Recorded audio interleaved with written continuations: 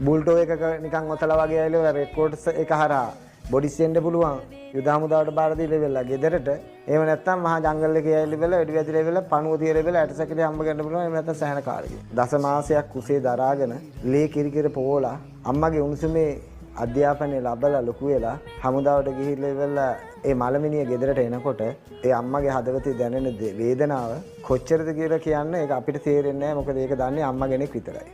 දෙමළ ජනතාවගේ අම්මා දසමසක් කුසේ තියාගෙන තමයි ලේ කිරිකර බලවලා දරුවා හැදුවේ. සිංහල අම්මගේ දෙමළ අම්මගේ ආදරේ වෙනසක් මන් දකින්නේ. මේ අම්මලා දෙන්නම එකයි. අපේ රටට නැති උනේ සිංහල හමුදා මරණ වගේ මේ ලංකාව ගොඩ ගන්න හිටපු හොඳ තරුණයෝ වගේක් හිටියේ. මුත්තයියා මුලරෙදරන්ගේ අතට ලෙදර් බෝලේ හම්බෙච්ච හින්දා ලෝකේ හැමතැනම ප්‍රසිද්ධ වුණා. වේලපිප්ලේ ප්‍රභාකරන්ට තුවක්කු අහුවෙන්නේ නැතුව වෙනත් ක්‍රීඩාවක දෙයක් හම්බුණා නම් මේ අපේ හමුදාවේ අර දෙමළ මිනිස්සුන්ගේ මලමිනි ගොඩ ගැහෙන්නෙත් නැහැ.